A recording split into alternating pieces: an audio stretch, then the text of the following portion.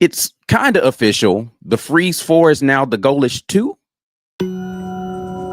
This is the Weekend Tailgate, brought to you by Golden's Cast Iron.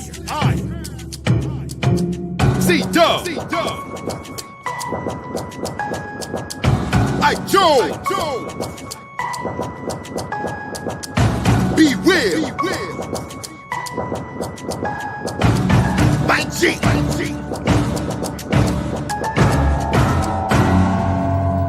You are now listening to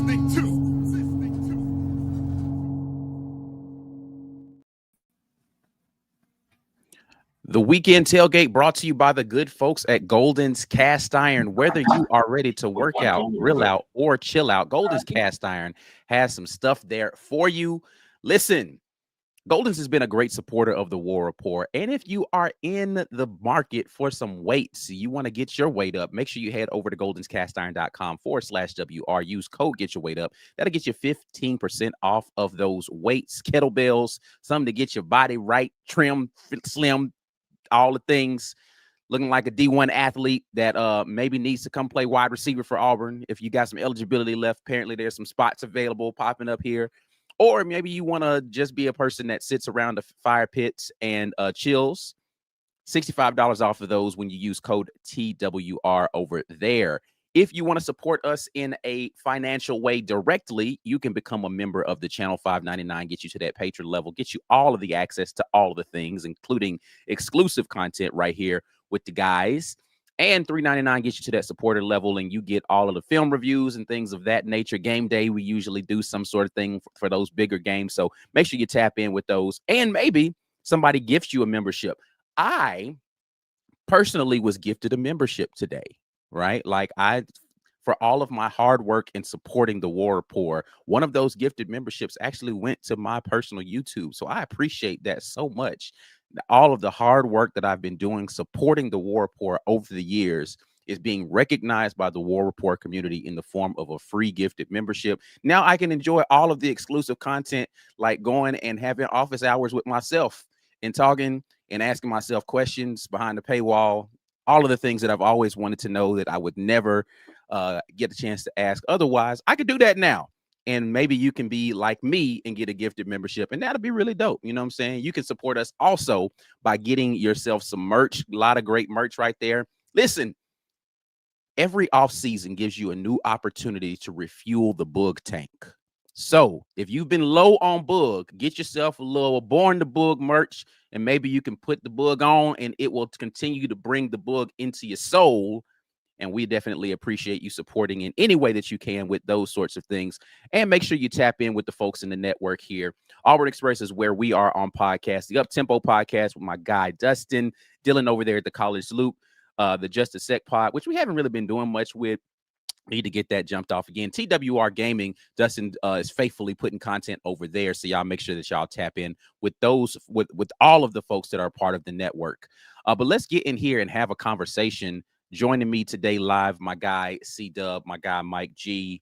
We're going to talk the unfortunate case of the Freeze 4 no more. If all things hold, 2 of the 4 have announced intentions to hit the portal.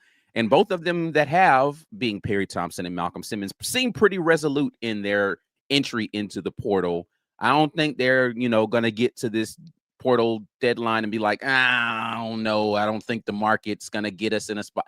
They're going to have suitors, and they are likely gone. So only 2 left.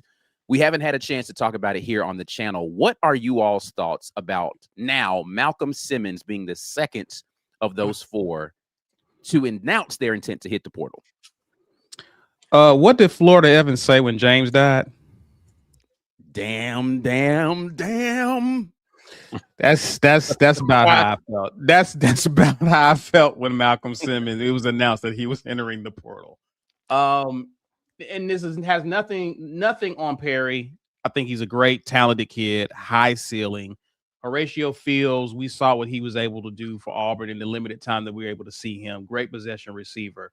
But when it comes to what Alex Golesh wants to do in his offense and how he wants to basically have a renaissance at the tight end position. That role for those guys is going to be met primarily through the tight end. And so I understand why those guys will probably hit the portal. Some of them even being told, hey, you don't really fit what we're trying to do here. But Malcom Simmons, in my opinion, fits what a lot of OCs wants to do.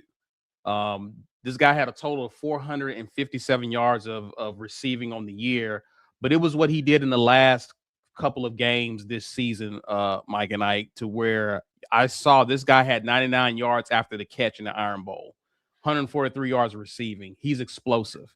You need explosive guys like that in your offense. And so he was one of the guys that I wanted Auburn to hang on to because we know what he's capable of doing when he gets in space and when he has the ball in his hands and he's able to do some damage. So hearing this on yesterday did not make for a great Saturday. I wish Malcom well. Would have liked to have seen him reach his potential in an Auburn jersey. As I've stated before, when you follow these guys through their recruitment, through their freshman year up until now, you develop an emotional attachment to these guys and you want to see them prosper as Auburn men. So to see them move on, I think Auburn will be fine.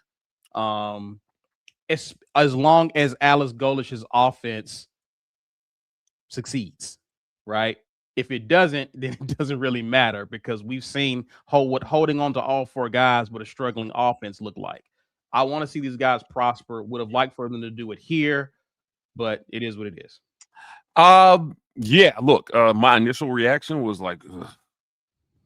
And I think that part of it, like Caesar, is that we saw so little of what these guys could have consistently done because of the offensive issues. The Iron Bowl was a great example of what his ceiling is. He's just a guy that can take it to the house every time he touches the ball. So, if you can work with that, you want to see him stay. Yeah. However, look, man, Malcom was not the easiest to manage. Now, he had some off-season issues that got cleared up, but let's be clear, he wasn't squeaky clean. And I would not be shocked. This is not, by the way, this is not from a source. This is just my opinion. As I gather more about who Alex Golesh is and what his staff is going to be like, and I spoke with somebody on his staff just yesterday, and we just trying to get some idea of what is this going to be, because you guys know I have a lot of feelings about the responsibility that I feel the coaches have as mentors and role models. And I was given this, I tweeted this out. I was told that one of the main mantras in the building is going to be who you say you are. If you think you're the starter, prepare like one. If you say you're a winner, behave like one.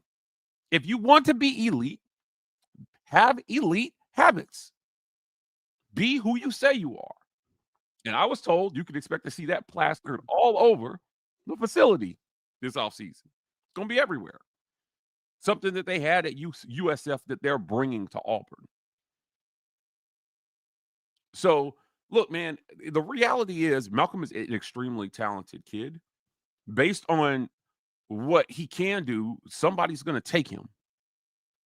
But in my opinion, he's got a lot of growing up to do, is where I'll leave it at that. And once you get out there, you're going to realize that everybody's penchant for pulling up with your bullshit might be a lot lower on the market, and coaches talk. So I wish him well, and I wish he could have done more here. I really do. Yeah, I sometimes I question why people are so, well, if they don't want us, then F them, leave, like towards this stuff. I understand, being disappointed, But like using their current production as a reason for like, well, they didn't do anything. Let's stop acting like this offense actually allowed for these young men to be productive. Yes, God. So yes. like, I don't think that the production for some of these young men has anything to do with their ability or their talent or any of those things. I don't think that they were set up to be successful. Does that mean that they are not replaceable? Absolutely. You've got to. So, right, like the mindset should be for everyone involved as far as the coaching staff is concerned. Okay, where do we pivot next? The next man up mentality extends beyond just injuries. Okay, that guy's injured. The next man needs to be up. The next man up has to now extend to transfer portal. Yeah. You decided this is not the right situation for you, or we mutually agreed this was not going to be a mutually beneficial situation for one another. Now we need to move in another direction, and so do you. And so the next person needs to be ready to step up and make contributions. Brand new offense, brand new coaching staff, brand new opportunities, right? And so hopefully Alex Golesh is able to go out and find someone to replace those young men. That does not mean that somehow now all of a sudden Malcom Simmons and Perry Thompson aren't good players. Like let's just stop that. Yeah. I perfectly said. I think that the offense was limiting for everybody. Right. And is there a greater example of that we have than Ashton Daniels? No. Yeah. Kentucky, Vanderbilt, very next game. Right. You know, look, Derek Nix, there was some, person in our comments running around asking why we weren't calling for Derek Nix's firing after, because we talked about Jake Thornton and Hugh. And I was like, I think it's pretty clear Derek Nix is not the problem. He coaches running backs. So unless you think the running back room is awful and terrible, then I don't know why I would do that. But just him calling that offense, Ashton looked better. Everybody looked better. Cam suddenly getting the ball. And if you had done that more consistently the last 2 years, you wouldn't be fighting for your life to keep some of these kids. I just don't like you have to, people have to understand though, Ike, that some of these guys are being shown the door. I'm not saying that's what happened with Malcom or Perry.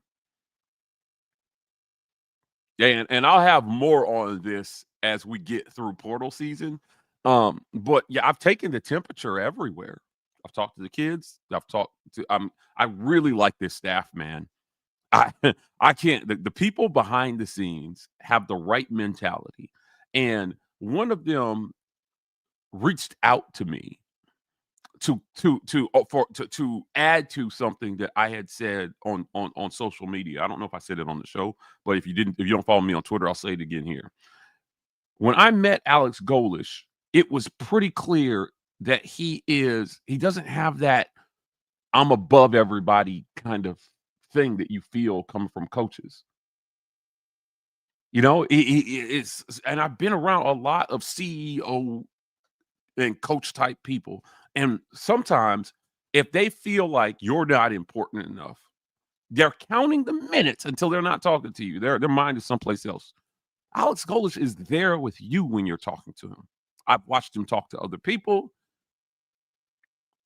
You can see it. And this staffer reached out and said, Mike, I don't know if you know how true that is, but let me tell it to you. And then I got story after story about who this guy is as a person.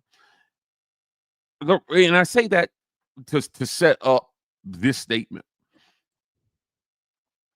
Alex Golesh is a man of integrity.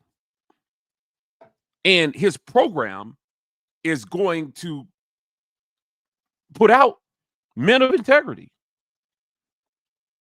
So some of the things that, maybe Freeze let go, I feel like they're going to tighten that stuff up, man. And not to the extent that they're going to turn away 5-star talent because they're looking for character guys. But certainly there's going to be some consideration given to the fact that, like, if you don't want to come in and do the things that you're supposed to be doing, you're not going to be a good fit here. But I don't know if you remember this. I think Harsin told you and I this after we did like a double interview thing with him. And he felt like for every knucklehead that you take that's super talented, you need to have at least 10 really good character guys so that the culture will keep them in. Do you remember this? Mm-hmm. Hey, right. The culture will keep those guys in line. The problem was, I think he was walking away from too many really talented players. You need dogs at the end of the day. This staff, I think, is going to balance that really well.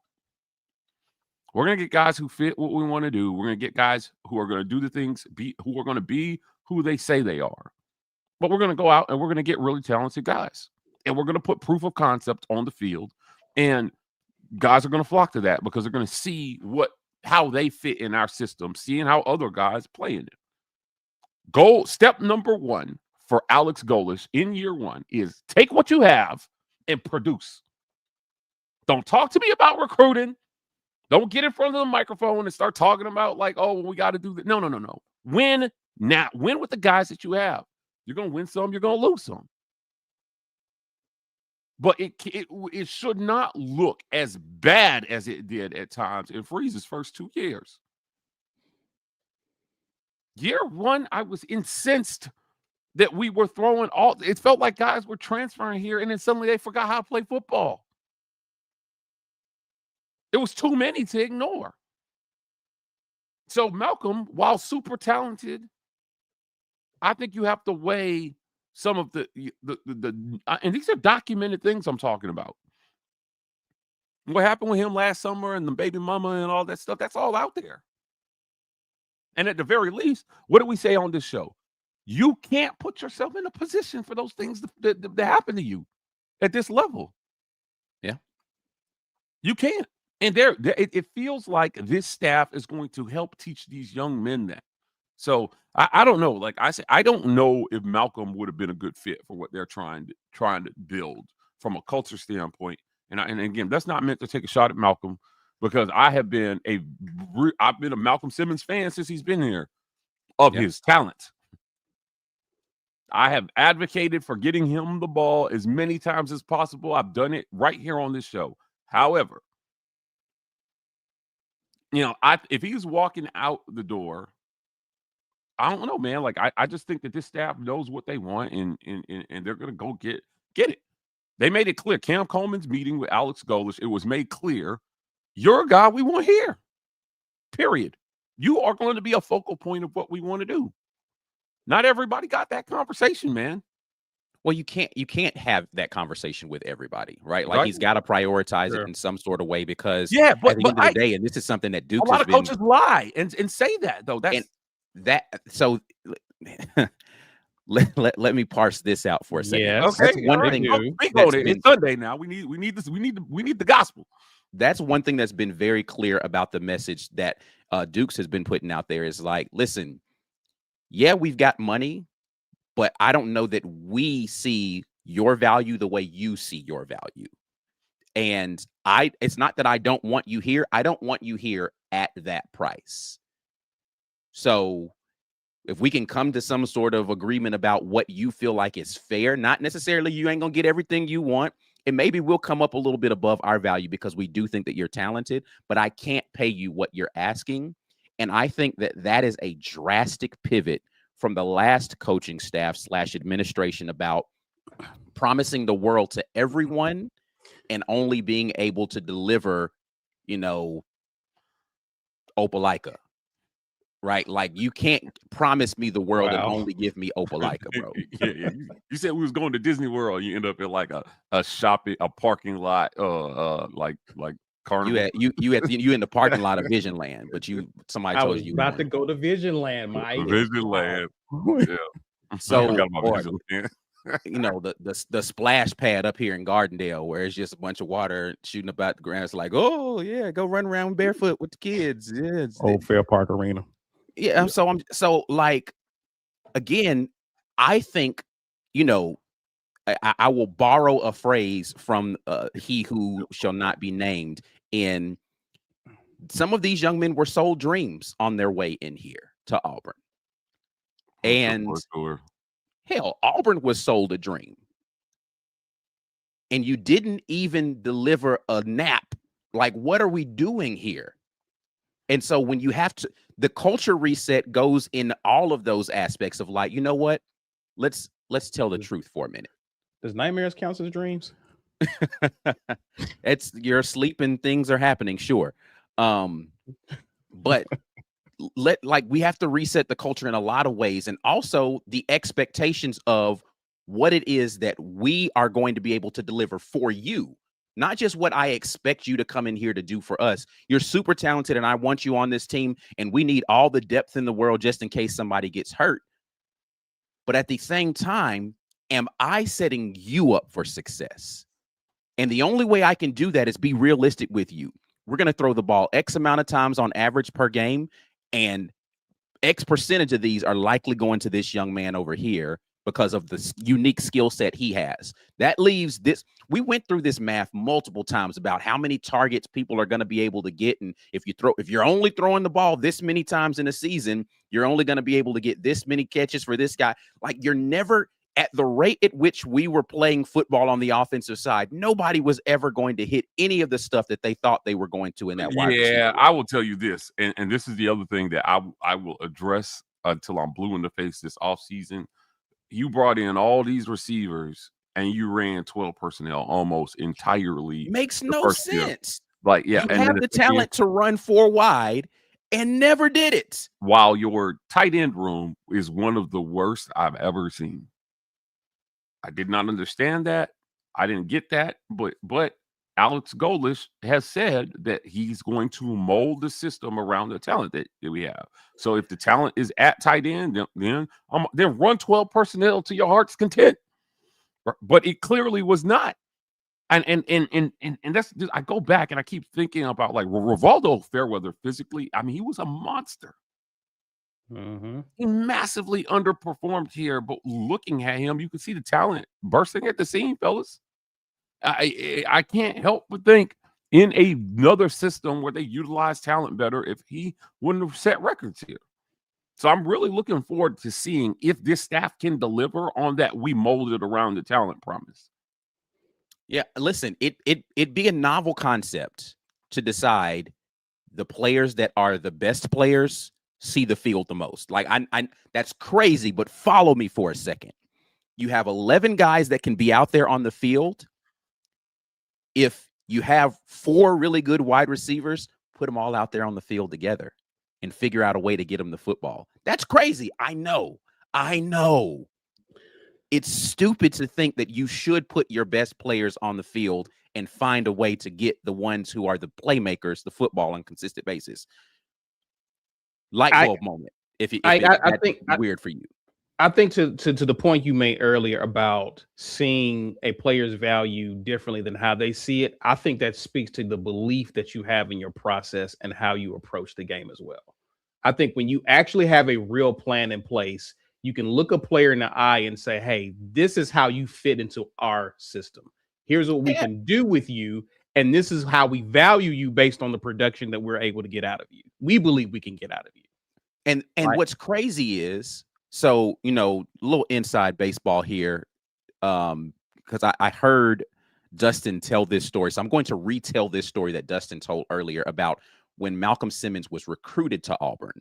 And he apparently there was a live that he was a part of on Twitter, one of the Twitter spaces. And he hopped in there and he was letting people ask him questions, about Auburn. And he talked mostly about what sold him on coming to Auburn was Hugh Freeze having conversations with him about, hey, showing him film and being like, these are the things that I'm going to utilize you to do, right? He showed him where he thought his place was in the offense, then brought him in here and didn't do it. Now, that's not Malcom Simmons saying that part because he didn't have a subsequent conversation, but it just doesn't make sense. I've talked to players who have left Auburn that were wide receivers about their recruitment in the transfer portal. And that's exactly what those coaches did for them. They turned on the film and they looked at the stuff and there was like, okay, this is you running a play similar to what we do, but this is how we run it differently. Then they'll turn the film on for their stuff and they'll say, this is how we'll put you in a position to be utilized. Again, crazy concept, but showing a guy the way in which you plan to utilize them is an effective means of selling them on how they're going to be able to fit into your scheme. Right. I don't know. Like, I think that that's pretty simple. And if you're having very similar conversations with Alex Golesh right now, and you look at the production from slot receivers, which is what Malcom Simmons would be in pretty much anyone's offense, you can see what he does with his inside receivers. You can see what and you can determine, all right, this is what my utilization likely is going to be. This is kind of where it's going to cap out based upon what the opportunities are going to be. And if it caps out here, this is likely what my value is to them based upon the numbers that they're giving me in NIL projections. And you can say all of those things and decide, I think I can get more money somewhere else. I think I can get more targets somewhere else. I think I can rack up more yards somewhere else, because ultimately these young men want to get to the NFL. You can't get to the NFL never getting the football. Right. It's just not a thing. The NFL's not going to look at you and be like, oh, but they ain't use you right. Yeah, if you want to be an undrafted free agent, they might do that. Depending on how talented you are, right? Like, now, I'm not talking about underutilized. I'm talking about Perry Thompson barely ever utilized. Like no tape. Yeah, I mean, yeah. if you go to the combine and you show out, right? You can't get on radars. It's just so much harder. Like I said, you might get an undrafted free agent shot at the NFL. I'm talking about guys who have top 3 round talent. You're not just hopping into the 3rd round just because you went to the combine really well if you don't have a tape to be able to back it up. Yeah, the combine gets you from not drafted to at least 6th round. Or something yeah. I've seen guys with almost no tape get into the 6th or 7th round in the draft. Yeah, that's possible. On pro days and combines, right? But if you're right, if you have top 3 round aspirations, it is really, really difficult. And so, again, this is why I went back to what a crime it was just last year, how much they ran 12 personnel with all these receivers. So it was Cam, and then you go out and you bring Eric Singleton in here. Right. So if you're Perry or anybody else, you're just thinking, well, damn, they're running 12 personnel half the time. So the slot receivers aren't on the field. And I was the top 30 overall guy. And they just brought another guy in with NFL talent over me. When am I going to see this thing? Are you going to be rotating guys in and out on the outside like that? It didn't really make sense to me how they were doing it based on how they recruited. Right. Like you went and got guys that could do this stuff. And so, but to me, it speaks to potentially a couple of things, right? And I can go either direction on it. Either you weren't putting in the necessary work / didn't have the acumen to be able to progress quickly enough, and they needed someone who could do it right now, because Hugh Freeze was under the gun at the beginning of this season, as we've seen, because he didn't make it through the entirety of it. Or your staff had not done a good job enough of making sure those guys could get to that place where they were ready to go and take the field. Bryce Cain, does he have 30 snaps his career at Auburn yet? He's like, I don't know. I'm not looking at, but like him 2 years, the young man has barely played. And see, that's who I thought was going to be one of the Freeze 4 who was entering the portal. Yeah. Right. But you know what? If you're Bryce Cain, if the last staff recruited you but didn't use you, right? If you're going to hit the portal with the change in coaching staff, it's worth it. Especially now you see other guys. You're basically in the same position. Well, no, what I'm saying is like, it's a brand new team. Well, that's what I'm saying. You're hitting the transfer portal, staying at Auburn. It's learning a new team, new situation. Like you're basically trying to find your fit wherever you decide to go. Yeah, right. So why not give Auburn another look under this staff? I think here's what I am struggling, because there's so much I can't share yet. But like, in my conversations with Golesh's staff, it is pretty clear to me that they recognize that there was some level of mismanagement before them. I think if anyone does not see that there's some level of mismanagement happening, then I would recommend. Yeah, Maybe if there is you have to watch film on Auburn. Yeah, if there is maybe somebody who does glasses that wants to come on as a sponsor, I could recommend them for you. Yeah, That would be good. they definitely Yeah. recognized that there were dreams sold, there were evaluations that were missed, there were things that happened here that they're going to have to undo. But also, you can't. It's hard. The association of the dream that was promised or sold with the university is hard to disassociate for the Right. players, if that makes sense. Yeah. So, I mean, we had, Caesar and I, we got a close friend who he graduated from Auburn, played ball at Auburn, but hates Auburn. And he hates Auburn because of the coaches that he had and the coach he had at his position at that time. But it is really hard to get him to come to anything Auburn because he associates the university with what he felt was done to him. And a lot of these guys are going to go through that same thing. So if you're Alex Golesh and there is a guy that you do want to keep like Cam Coleman, yeah, I mean, that message has to sound like, you know what? I know that you were underutilized, but that is not going to be the case with us. So the same way Durkin just decided we're going to throw Cam the ball over the last 3 or 4 games while I'm the coach. We can start that from game 1 here. Come on back. You are guaranteed to start. Cam is one of those ones, man. There's no, he doesn't fit what we're trying to do. No, he fits what everybody's trying to do. Yeah. Yeah. He fits what everybody's trying to do. There are certain kids that are like that. And so, I don't know, man. I still think that Perry Thompson has a chance to go on and be a really good receiver at the P4 level. I mean, he's got that talent. I think that maybe he needed a little bit more coaching and development than he got here. But every kid, no matter whether you were at wide receiver or quarterback, I think all the kids suffered from that. Yeah. And they never really got to taste what success felt like. It's addictive, man. It's motivating. It's like, man, we just did that. Let's go out and do it again. And you can be patient when you actually see it come together, Mike. And you're actually moving the ball and you're scoring points and you're actually winning games. Guys are more inclined to wait their turn or to just trust the process when you see proof of concept in other players. There was none of that at Auburn. And so the only way you can get these guys to remain is that you overvalue them. What is it going to take for you to stay at Auburn? Because we need you, even though we don't have proof of concept. How can we get you to stay? Yeah, I think that this staff, honestly, I think they're in for a shock in terms of how many, like, to get the guys that on the board that are highly rated, how many kids you're going to have to pay over $1 million. And again, this is just me taking the culmination of all the conversations I've had, with people. Cam is obviously a guy that's worth that, and it's clear. And even with as little as he's been utilized, you can still see that he's worth that.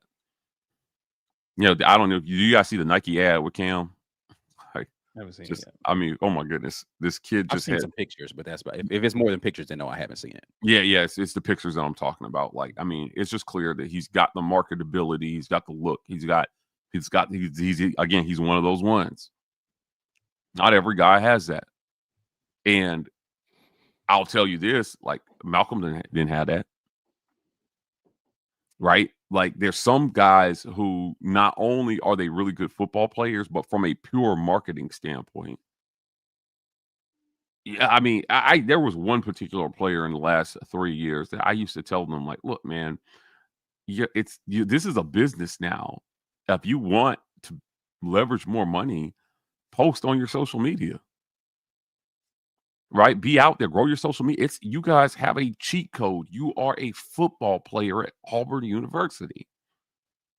And it shocks me how little they have to post to gain popularity on social media.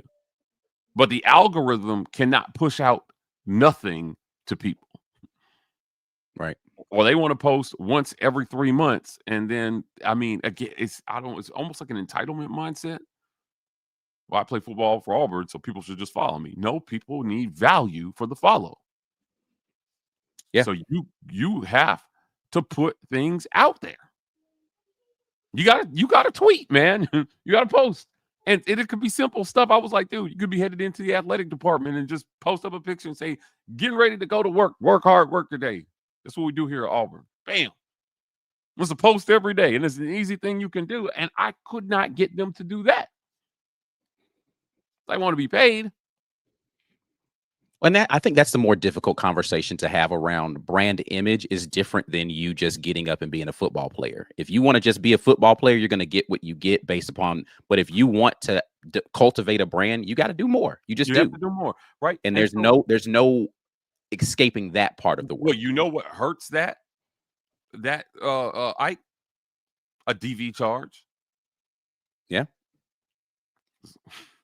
Yeah, you're not going to have the same kind of looks from people who want to be able to, like, you make it impossible for people to put that kind of support behind you in those situations. All people are going to hear is that you potentially put your hands on women every time they see it or hear from you. Yeah.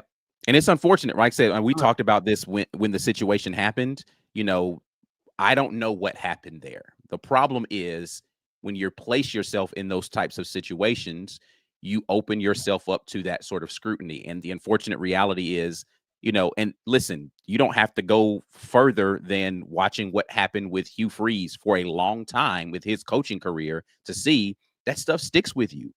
DJ Durkin is still having to deal with situations that were around him that happened in his past. Like that stuff doesn't just go away. We were at the of course I was at the Arizona basketball game, right?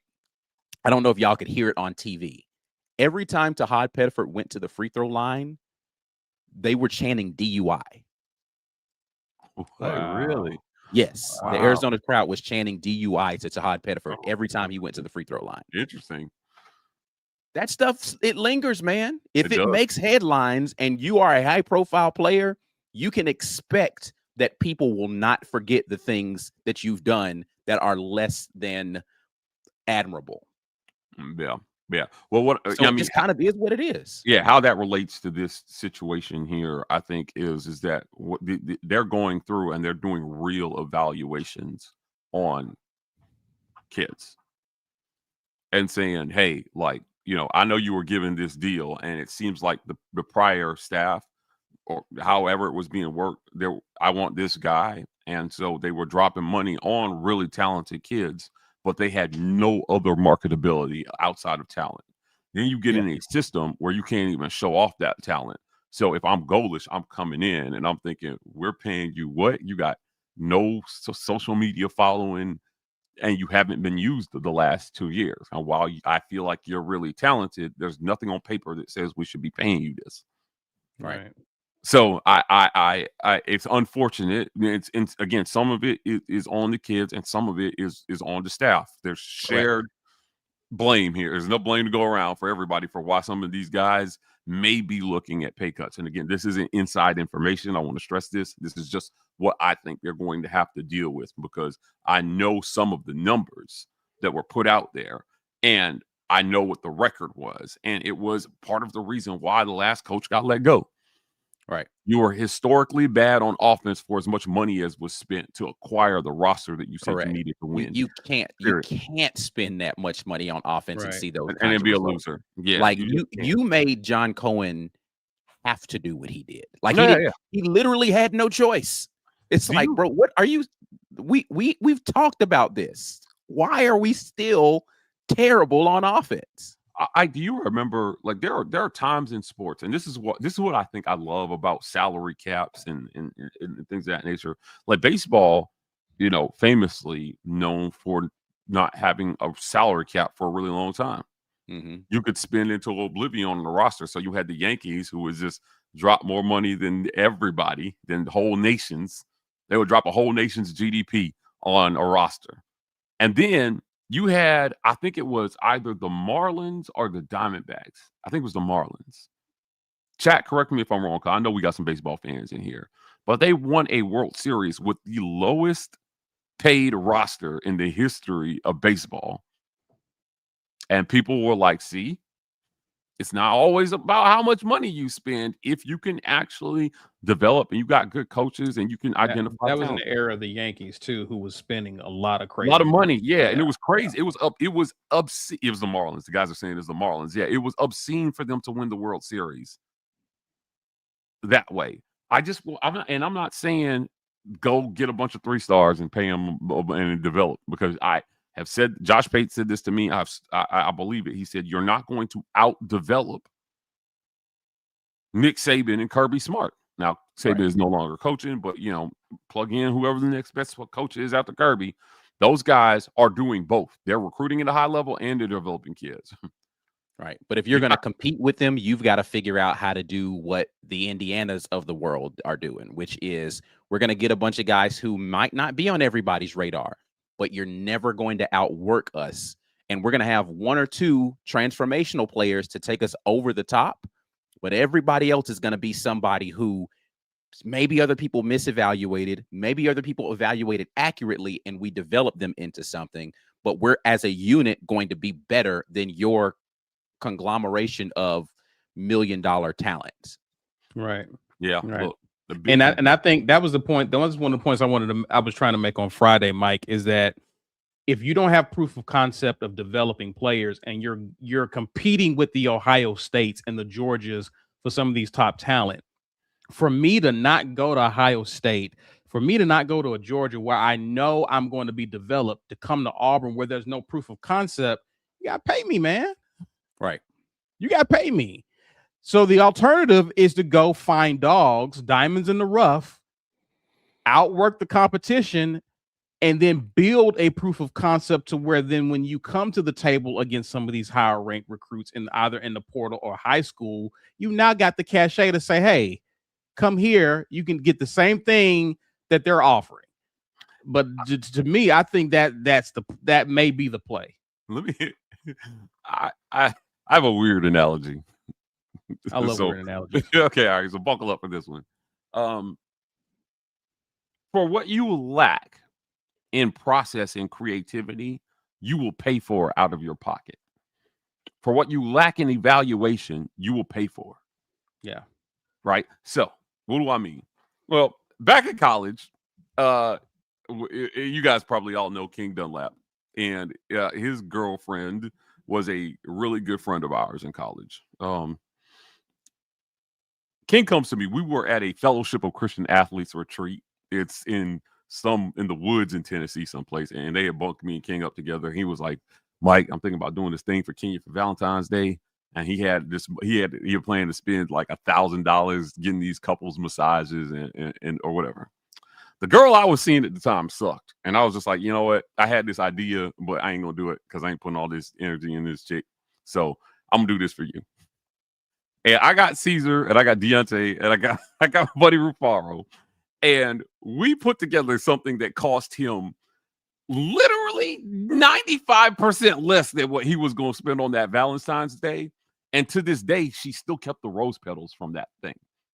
Now, what did we do? Well, we dressed up like Italian waiters.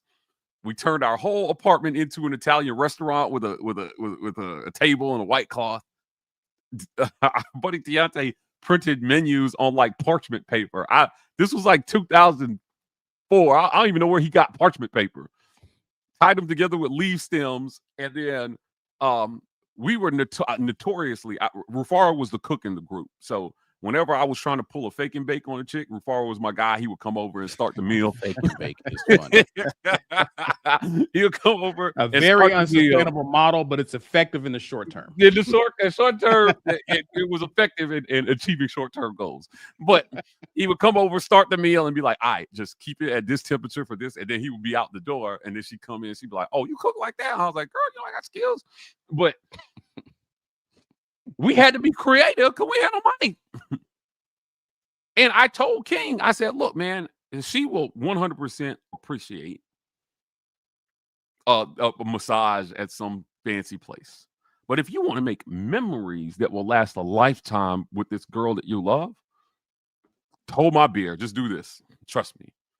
When she came through the door, Ike, we had lit 300 tea candles all around the apartment. I couldn't believe it. It was a fire hazard. I don't even know how we did that. We were trying to, like, they were going out. We were trying to relight them. She came through the door, sat down, and all her favorite people were involved. Me, Caesar, Rufaro, Deontay. These are people she loved.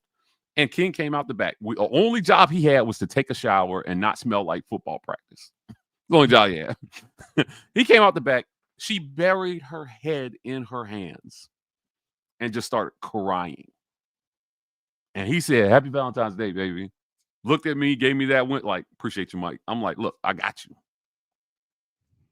And he didn't have to spend $1,000 on massages. He just had to take a shower and give us his credit card to go buy $100 worth of stuff. Life is like that, man. When you don't know what to do, you throw money at it. And that's what it felt like this last staff did. They just threw money at recruits. No, man, evaluate, develop, come up with a plan, be creative. And that lack of creativity showed up on Saturdays, man. And then when they tried to be creative, it was always at the worst time. Always at the worst time. I was short. like, yeah. Let's do something special. So I'm like, figure it out. They've got to bring that in the door. Golesh's staff has got to bring that in the door. They've got to bring a creative process that, kids can buy into, but that also produces. That night, we produced a memory that will last a lifetime. And we had to spend a bunch of money to do it. But you know what we did have to do was we had to try. We had to sit. We had to not. I won't call anybody lazy, so I want to choose my words carefully. But like, you have to put the work in. That's what I'll say. You have to put the work in. There were guys on the last staff that did that. I think I can safely say, though, that when it's not right at the head, man, like, and here's the thing that sucked for King, because that was my idea. Unless he was willing to learn that skill, that was going to be a very hard thing to top later. Right. So if you have a guy on this, when it's not the head guy that's got it, and that dude who does have those ideas leaves you for someplace else, it can't all fall apart. They've got a lot to fix here, man. They do. It's going to start with personnel, and then eventually it's going to move to the process-driven program that Alex Golesh promised us in his opening presser. They've just got to figure out who is going to be here first, and then they got to move on to implementation. So, look, man, Perry, Malcom, all these guys that are out the door right now, I appreciate their contributions to the team. But this new thing, man, I'm telling you, it could look a lot better with some tweaks here and there, and a staff. Again, I don't want to blast the staff. I want to say a head coach that still has that fire burning to be the best. I said repeatedly, I don't think Freeze had it, man. I think he lost it. Well, we will definitely see how some of this stuff pans out here shortly. We need to pay a couple of bills before we talk a little bit more about who's left in this wide receiver room and where Auburn goes from here. You all are watching the Weekend Tailgate. Make sure that you like this video, subscribe to the channel if you haven't already. If you're over on Twitter, come and join us over here on the YouTube, man. So many other ways you can interact with us on YouTube, so make sure that you're doing that. Get a quick word from our sponsors, and we will be right back with more of your favorite Auburn content creators here at the War Report. This edition of the War Report is brought to you by our generous sponsors. Golden's Cast Iron. Whether you work out, grill out, or chill out, you deserve the best life possible, and Golden's Cast Iron is here to provide the tools to help you do it. Check them out at goldenscastiron.com. The Rage Room. The Rage Room is a place where anger and stress find their ultimate release. Set up a session today at one of the 2 great locations in Opelika or Birmingham by visiting opelikaRageRoom.com or BirminghamRageRoom.com. Thank you to the sponsors of the Weekend Tailgate, Golden's Cast Iron. Again, goldenscastiron.com/WR. Use code Get Your Weight Up for 15% off of weights. Code TWR, $65 off of fire pits or Kamado grills. Also want to thank the good folks over at AIMA. That's AIMA and Associates, Abel's, Iannone, and more. If you are a small business owner and you have a lot on your plate, growing the business, taking care of employees, and usually what suffers the most are your personal assets. At Abel's Iannone Moore and Associates, their fiduciary advisors are a resource for business owners to make sure that their personal assets are getting the same required attention that they give their business every day. Call AIMA at 912-777-4128. Scan the QR code that's on your screen or visit AIMAinc.com to schedule your initial consultation today. The War Report has been compensated by Abel's Iannone Moore and Associates for this endorsement. Abel's Iannone Moore and Associates is an SEC registered investment advisor. Registration as an investment advisor does not imply a certain level of skill or training. If you are out there and maybe you want to get your vape on, Sky Tobacco and Vape is out there for you. They got places all over for you to be able to do that. You see the different ones there on the screen: Airport, Thruway in Columbus, or the 280 bypass in Phenix City, a couple other locations in Columbus on Macon Road or Victoria Drive. Make sure you tap in with Sky Vape and Tobacco if you have the itch to get a little vape on. They can help you there. Also, definitely want to thank the folks at the Rogue Shop. Alternative medicinal situations at the Rogue Shop. Rogueshop.com. You use code REPORT out there for America's #1 online dispensary, whether it's sleep, stress, pain, or anxiety relief. The Rogue Shop may have a solution for you. Make sure you tap in with them over there. You use code REPORT. That lets them know the folks at the War Report sent you over there. Let's get back over here into our conversation. We have some chats that we need to catch up on. Appreciate everybody who has dropped chats here. We're going to start with our super chats. Of course, Anthony is going to get us kicked off saying, seeing the title, I just say trust the process. If losing highly touted players results in wins next year, this whole conversation won't matter. I don't disagree with you. I think the conversation matters regardless, because it points to how you arrived here, but winning cures all for sure. Yeah, I think that's the caveat, right? Like, it has to work. And to me, we know what it's like to get talent, hold on to talent, and do nothing with it. Right. Not even win games, not even have a good offense. We know what that's like. So if it works, if Golesh is able to crack the code and solve Auburn's 5-year, 6-year, 7-year, 8-year mystery of what does a good offense look like, then yes. In the grand scheme of things, it's not going to matter, because I do think there are some receivers from USF that are coming to Auburn. I think they're going to be receivers with the skill set of a Malcom Simmons that will want to come to Auburn when you've shown proof of concept. Yeah. We got the Canley who says, no hard feelings to those guys. Wish them the best. They did deserve better, to be honest. Listen, man, I think everybody deserves an opportunity to go out there and display their skills. I don't know that all of those young men got those opportunities, and that's unfortunate. Let's see here. Appreciate you coming on board as a member there, King Richard, as well as, he upgraded the membership as well. He came on member and upgraded it.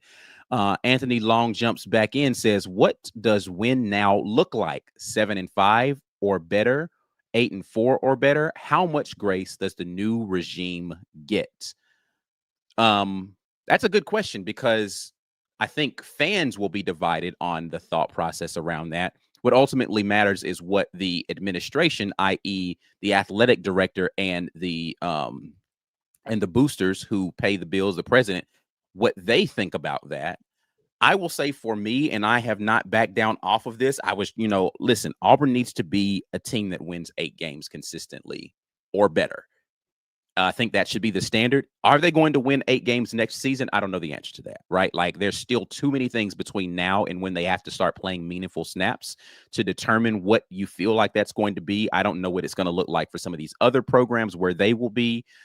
So predicting where they will be is different than having what you feel like the standard should be for your program. For me, that standard should be 8 wins. If they achieve 7, I have to look at that in the rear view and say, how did we get to 7? Was it because you were being terrible on one side of the football again? A couple of bounces didn't go your way and you probably should have won this game there. Like, I don't know. But I know it better not be 6 or less. That's for darn sure. I mean, in year one, I'm willing to deal with 7 because it's more than what we've seen in the past several years. So I'm willing to live with that as long as the trajectory from there goes to 8 wins, 9 wins. Like again, we should be seeing Auburn heading in the right direction. And I think even if you do have 7 wins next year, that's a step in the right direction considering where you started. Yeah, again, tell me about the other things that happened along that path, and I'll decide Sure. kind of how I feel about those 7 wins. But I you get do your- need to if- see if- a Yeah, if Yeah, you I get just your need to see doors a blown change. off in 5 losses, then yeah, Right. I get Yeah. that. Yeah, right. But yeah, it should be Auburn should be trending in a positive. You should be able to look at the results on the field, not recruiting. You should be able to look at the results on the field and say, you know what, the light bulb is coming on for these guys. Right. They're playing better. They actually won a game that was close. You know what I mean? Like you should be able to see things that you haven't seen in a while and say, you know what, I feel hopeful for where Auburn is going because of what I'm seeing. Felix jumps in. I've been thinking about all this great stuff about Golesh, but I said the same thing about the last couple of coaching staffs. I'm going to get respectful. I'm going to respectfully reserve my book for a later date. That's fair. That's fair. I think that's completely fair to say. I'm not ready to go all the way there yet because I've been burned too many times. Me, Felix, I have an unlimited reserve of book that I just pull out of like the little magic hat or the little handkerchief thing. And you think it's going, I'm pulling more book. It doesn't matter. Like I just transfer my book reserves to the next guy, and it replenishes immediately. So I got the premium package like that. This is a pause. This is the season for hope, right? Yeah. Like this is where you get that rejuvenation of hope because you've been beat down by what you saw on the field. And in order to get that excitement back for the next season, you start to hope and look for things to have hope in, whether it's players, transfer portal, whatever the case may be. Nothing does that better, in my opinion, than changing coaching staffs, right? And hearing this coach say things that the previous coach did not say. That gives you hope, but I agree that all goes away when Auburn plays football. How they look then will determine whether or not you're going to have sustained hope for the future. For sure. Anthony jumps back in. How do you guys feel about next year's schedule? October is going to make or break this team. I was going to try to pull up a schedule graphic, and we can kind of get, because we haven't, or myself and Caesar have not given our thoughts on next year's schedule. Let me see if I can find one real quickly so we can look at the Auburn football schedule 2026. All right, so starting off with Baylor in Atlanta, then you get Southern Miss at home, Florida at home, Vanderbilt at home, then Tennessee on the road, at Georgia, LSU at home, at Ole Miss, Arkansas at home, at Mississippi State, Samford, and Alabama on the road. How many losses do you see off of that or right off the bat? Say again? How many losses do you see off the bat? I mean, listen, I don't know. Again, it's difficult to say right now because I don't know what Baylor's actually going to look like, right? They're going to have a new quarterback. They're going to have a new offensive coordinator. They're going to have a bunch of new players on defense. Like, how well did they do in the transfer portal? All of those things. But like today, you should beat Baylor. You should beat Southern Miss, right? Florida is going to be a mystery. You have no idea what Summerall's going to do to that program, where he's going to take that thing offensively with Buster Faulkner there, right? It's going to be at home. So I think you've got an opportunity to split Florida and Vandy, because those two teams, Vanderbilt still looks like they're trending in the right direction, but what do they look like minus Diego Pavia, right? Like, are they still going to be as good offensively? They're still going to have competency in play caller, but are they going to have the same level playmaker at the quarterback position, right? Don't know the answer to that question just yet. You're going to get whoever this new quarterback is early in the season before maybe they figured all that out. So you got an opportunity to steal one there. They're going to go to the portal, Mike. They're going to go to the portal to get a QB. They got that 5-star kid they flipped from Georgia, which is insane. I wonder how Georgia fans feel about losing a 5-star to Vandy. But obviously, he's not going to be ready by September 26th to go on the road to SEC and get a win for them. So obviously, they're probably going to bring in a portal QB. I'm curious to see what they look like. But again, I don't think you're dealing with another Diego Pavia, at least at this point. So, I mean, I feel hopeful about that game, Mike. I really do. Yeah. Next up for them, again, I think you can win one, if not both of those, right? Like, I'm not ruling out the fact that Auburn could win both of those football games between Florida and Vanderbilt. But I think in that first stretch, you're 3-1 is, I think, an optimistic view of that. You go on the road to Tennessee. Again, Tennessee's a team, I don't know what they're going to look like next season, right? Like, you do have the same offensive play calling people there in place. Is that defense going to look better with a new defensive coordinator there? You stole their defensive coordinator. Now he's your safeties coach, right? Like, how much different is that going to make the situation for their defense this next season? Don't know the answer to that, but that's on the road at Tennessee. It's a tough place to go and play. Then you go on the road, get a bye week, but then you go on the road and you got to play at Georgia. I don't care who Georgia's replacing. Georgia's going to be Georgia. They're going to be a tough team. So, that's going to be a difficult situation. That's a tough stretch right there at Tennessee, at Georgia. And then you get LSU and Lane Kiffin's first season coming to the crib after that. That's tough. LSU has never lacked for talent. They've lacked for the ability to go execute, particularly in the offensive and defensive lines, just have not performed well. Is Lane Kiffin going to be able to change that in one season just with some creative play calling? Don't know the answer to that. Don't know who his quarterback is going to be right now. Too many unanswered questions there, but you got to give Auburn a chance in that game at home. At Ole Miss, no clue what Ole Miss is going to look like next year, right? You're going to have new play caller there, new head coach.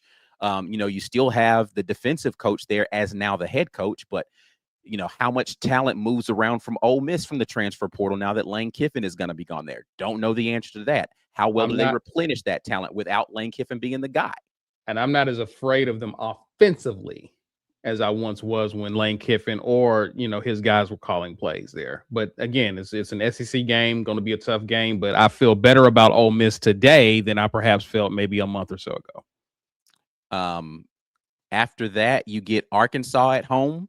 Again, I have no clue what Arkansas is going to look like next year. They are resetting everything over there. There's no continuity in that staff, which likely means they're going to have a brand new football team. How well are they going to be able to replenish? Like, that's the one of those games where you're like, I don't know how Arkansas gets drastically better year over year, considering where they started from. And then the coach that they brought in isn't somebody who you immediately like, oh yeah, they're definitely bringing a bunch of talent with that guy.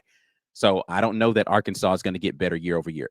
Mississippi State, a team that has been good offensively. Now, this is a sneaky tough game right here. At Starkville versus a team that's they're still trying to figure out, learn how to win games. How good are they going to be now in year 3 with Jeff Levy? Tell me, that young man that played quarterback for them at the end of the season last year, and he looked good in the Egg Bowl. Is that just Ole Miss didn't have time to prep for him, or is he really a good quarterback? Don't know the answer to that today. So, like you said, sneaky game there. Samford at home. Listen, if we have Samford at home problems, we got a whole other problem we need to talk about with Alex Golesh. And then on the road for the Iron Bowl. Mississippi State has hired Zach Arnett back as DC. Yes, they did run it back with Zach Arnett. Interesting. So yeah, I don't know how you get to a place where you are able to go on the road and beat a tough Alabama team. Again, Alabama's going to be a team with a ton of stuff that they've got to answer for next season, right? Like, I don't even know what Alabama's going to look like next year. So because their head coach is being mentioned. The head coach is being mentioned as possible names for the Michigan job. So bunch of people have been talking about him, but like, if he's there, this will be the first season really where it will be his team, right? Like, you don't have very many of the Nick Saban guys still there. You have some of the guys who had committed to that class when he first got there that have stuck with that commitment, but like, you don't have very many of those guys there. So this is going to be the first year that it's really going to be his fingerprint all over the team, his identity. How good are they going to be and be able to do that stuff consistently? They weren't very good in the offensive line last year. Are they going to improve? Like, way too many unanswered questions. So the schedule's tough. It's an SEC schedule. It's the 9-game SEC schedule now. But, listen, at some point in time, the narrative needs to flip to, man, we got such and such on the schedule this year. And the same way that people look at their schedule and they see Georgia and Alabama on their schedule, Auburn needs to be that team where they're like, man, we got to go play at Auburn that week. Great. Right now, that's not anybody's conversation. Hopefully, Alex Golesh, because let's be clear, he did change that perception at USF where people were like, I don't know. I wouldn't sleep on USF coming to town that week because Golesh is going to have those guys ready to play. Can Auburn now be that level of dangerous until they've earned the right to be that level of, I don't really like, oh, man. Yeah, it's going to be an upset if we go in there and beat Auburn, bro. Yeah. So we'll see. I feel okay about it. I mean, I feel like it's tough, but it's an SEC schedule. It's going to be tough every year. If you want to be in the SEC, then you just got to deal with it. All right, let's see here. Let's before we get out of here, one last conversation. I just wanted to look at the roster from last season, Caesar, and talk about the wide receiver room as it exists right now.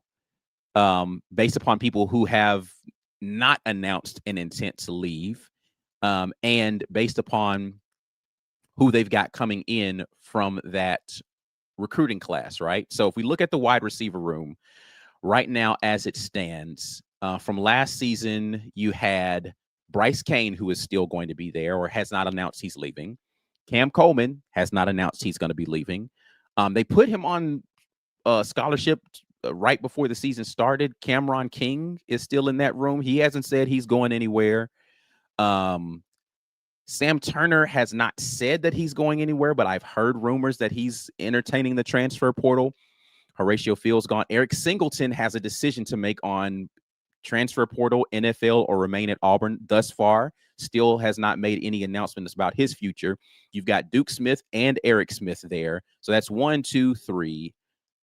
I won't count Sam Turner right now. So 1, 2, 3, 4, 5, 6 guys that were scholarship athletes in the wide receiver room that will be back next season for Auburn if things hold as they are right now. Adding to that room, coming in as true freshmen, and this, again, not counting any transfer portal guys that we don't know what's going to happen there. You've got Deshaun Spencer, who will make number 7 there. And Brian Williams Jr. will make number 8. So you've got 8 guys right now that will likely, based upon what we know, be scholarship wide receivers for Auburn coming into the next season. Again, barring whatever happens in the transfer portal. How do you feel if Auburn doesn't go out there and get anybody else? How do you feel about that wide receiver room right now? I still like that room. I still think you still have some explosive players in that receiving room that can go out and make play. Obviously, getting Cam Coleman back is goal number 1, right? To me, it was getting Eric. I think getting Eric, retaining him is even more important now that Simmons has moved on, right? So I think keeping him there is going to be important because of his ability to make plays after the catch.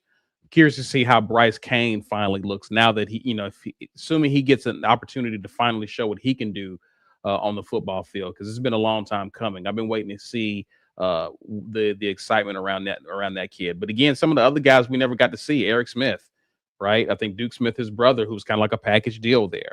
Like, I'm curious to see if Eric Smith hangs on. To your point, I don't expect Sam Turner to remain on this team. I've heard things just like you've heard things about him. So I'm curious to see if he hangs on or stays with this team. But I do like this current. Listen, for all of the things that we complain about with Hugh Freeze, the man loaded up the wide receiver room. There's some talented guys in that room. So yeah. I don't know how you, even with Perry Thompson, Horatio Fields, and Simmons leaving the portal, I don't know how you down on that room. That's still a very talented room. Yeah. Yeah, there's a ton of talent there. I think that's something that people forget. Again, we have this whole production conversation. Well, they didn't produce. Well, did they get opportunities to produce? Number one, and number two, does that negate how talented they can potentially be? No, neither of those things are true. Oh man, he only had such and such and such. Oh, he's easily replaced. Replacing a body easy. Replacing talent not. Like, Right. yeah, I can go get somebody else to come in and fill that roster spot. That doesn't mean that next person that's coming in is just as talented, even though the person they're replacing didn't have a lot of production. Right. I think we have to be able to, as intelligent sports fans, separate production from ability. So, hopefully there will be some high producers that come in. But the thing that you have to worry about is not necessarily worry about, and I think it's a little bit easier at the wide receiver position is whether or not it translates, right? Like, okay, you can go get a guy who had production wherever he was, right? Like Robert Lewis is a perfect example of this, right? Like he was a high producing guy when he was at Georgia State. He didn't come to Auburn and produce at that level, right? So just because you have production does not mean that production will translate when you get to the next spot. Now, again, he was getting coached by this same staff that we're talking about here. So it's difficult to put that on him. But at the same time, the results are the results. And so just simply having a production conversation about what you're able to produce in a different spot is not a fair take when you're not going to get the same looks that you were getting in that old place. You're not running the same scheme. You're going against better athletes on a consistent basis. Like there's a lot of things that contribute to whether or not you can produce.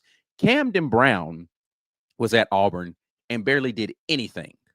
And that man went to Georgia Southern and is looking like that gone Randy Moss. Like he is out there beasting on them boys at Georgia Southern, right? Now, is that because the competition is lessened, so he's a big boy playing in, the little leagues? Or was he just never utilized properly at Auburn? I don't know that we will know the answer to that today, but what I do know is he got his opportunities and he went out there and he took advantage of those opportunities. He never really got the opportunities at Auburn consistently. So I don't know. We will see what happens with these young men. Listen, I'm looking at guys at USF's team, Keyshawn Singleton. If he comes over, I mean, that's another guy, big body receiver, 878 yards total on the season. Right. He's a target. Understands the system. Like, again, I expect there to be a receiver or two coming from USF to Auburn. And so, again, that room is still going to be a really talented room, Ike, because you're going to need, listen, you don't have to worry about a lot of 12 personnel with this coach. You're going to see a lot of 3-4 wide receivers out on the field. There's going to be plenty of opportunities for these guys to get on the field and get the ball thrown their way. Yeah. Listen, he just kind of has been who he's been. I don't know any reason why he would change who he's been, being Alex Golesh, in the way that he approaches the offensive play calling or the offensive philosophies. I've said that about other guys, and then they got here and all of a sudden they decided they don't want to be who they've been. But hopefully Alex Golesh will break that trend of coaches deciding, I'm good on actually being the offensive guru that I had been previously. And I'm looking forward to seeing that trend move in a different direction for Auburn coaches, because I think you and I, we both were high on Hugh Freeze before he got here and then very disappointed in how that worked. I think both of us agreed. I don't know if I want to see another offensive head coach. Maybe it's time to give a defensive guy the shot at the head coach, and we see a difference in mindset and philosophy towards how they approach the toughness necessary to go win football games. I don't know. Alex Golesh doesn't give me the soft offensive guy feels, though. So it's almost like the best of both worlds, right? You got the hard-nosed coach, but he's an innovative offensive mind. So we'll see how that turns out. Like I think that he's a young guy. I think that helps Ike because you got something to prove, right? You want to take advantage of it. It's not a guarantee of success, but I like that he seems very driven. When hearing him talk too, Ike, one of the things I hear him say is like, yeah, man, I've heard things about Auburn. I haven't left outside the building yet because I've been, wow. Okay. Yeah. Like his attention to detail and focus on what he's doing is encouraging to hear. Yeah. I'm looking forward to seeing what it's like. I like the staff that he's put together. I've liked what I've seen as far as his talent evaluation and utilization in previous spaces, and just looking to see if that will translate over to Auburn. He's got more NIL to be able to spend, so he should be able to attract better talent and be able to utilize that talent to take them to that next level. A lot of things left to play out here, and this will not be the last conversation we have about transfer portal for sure. Because again, the portal's not even officially open. These are just people saying this is what my intent is, to get out ahead of a lot of that stuff.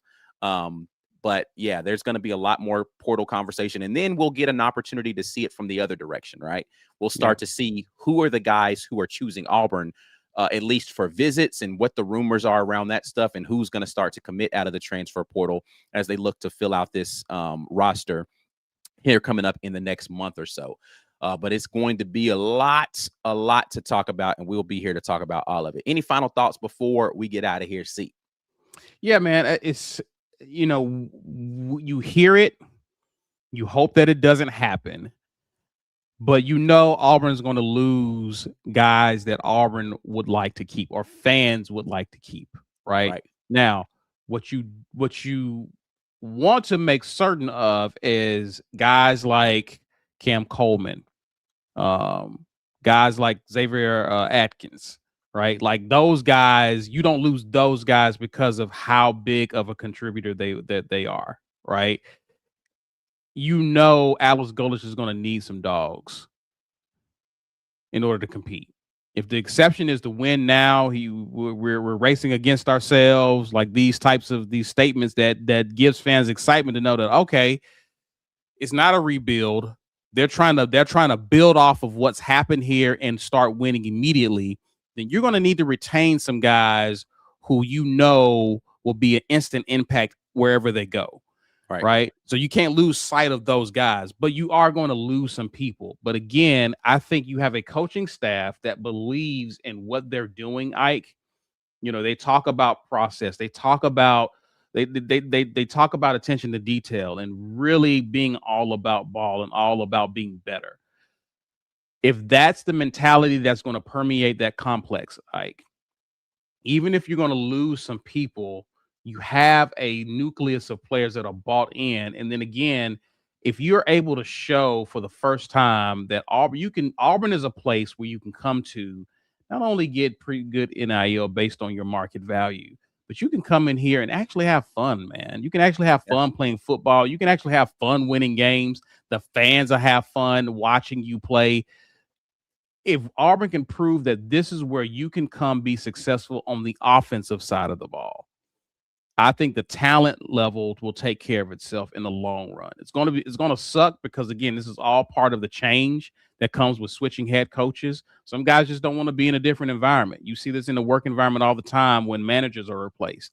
It's a completely different culture when a new person comes in, and people who are good people on the job are questioning whether or not they want to stay there, right? Just because they're not a fit for the culture. So without knowing the ins and outs of some of these stories, I mean, you just know that things appear to be different on the plains. And as a result, some players may not be around for the long haul. But you just hope enough of those guys stay to build, or at least be a building block of what Alex Golesh is trying to build at Auburn.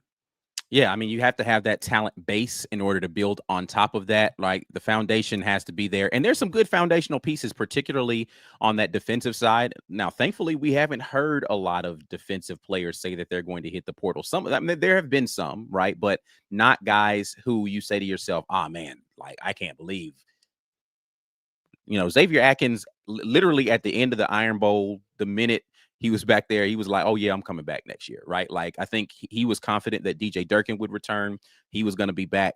When they announced the schedule, he took the graphic of when Auburn was playing LSU and retweeted that and was like, it's on, basically. Like, I forgot what he said specifically, but he was basically like, okay, yeah, I'm putting that one, I'm circling that one on my calendar, right? Yeah. So Xavier Atkins he's one of those guys. I think he don't take disrespect too kindly, right? Like, I think he's got that Jordan mentality where it's like, every little thing I need to like take me up another notch, I'm gonna use it. I'm using everything. use it. Oh, you Yeah. said you ain't like my cleats. All right, I'm gonna step on you with them next time I see you. Oh man, you ain't what you like. If And I it's took that if personal. any perceived disrespect, we addressing that immediately.